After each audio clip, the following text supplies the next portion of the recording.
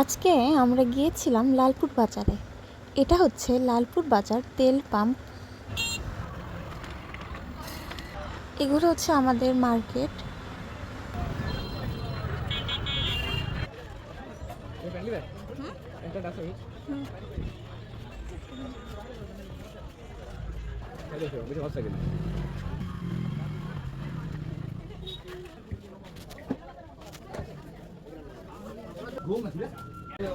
পরে কথা হবে।